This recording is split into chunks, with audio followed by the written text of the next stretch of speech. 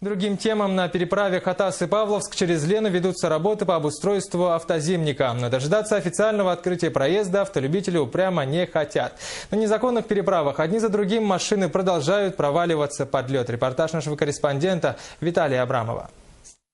Только за последние сутки, игнорируя все запрещающие знаки и здравый смысл, в ледовый плен попали два автомобиля. Первый случай произошел на правом берегу реки Лена, а второй недалеко от выхода Хатасской протоки на Лену. В целях предупреждения несчастных случаев, связанных с провалами автомашин под лед, на участке Хатас-Павловск выставлен пост ГИБДД и ГИМС. Но несмотря на это, отчаянные автолюбители продолжают свой рисковый вояж. Примерно в сутки у нас с момента открытия каждые сутки примерно 40-50 материалов оформляют сотрудники ДПС именно за проезд под запрещающий знак.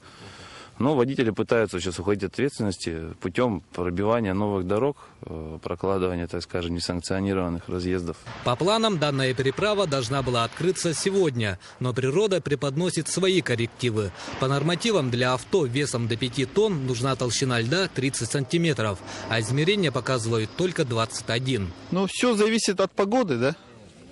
От наружной температуры воздуха, как быстро будет намораживаться лед. Расчетная толщина должна быть 30 сантиметров, мы еще с запасом, там 40, и мы откроем 5 тонн. Как говорят дорожники, до становления достаточно прочного льда потребуется еще как минимум неделя. А пока уже все подъездные пути проложены, ведутся чистовые работы.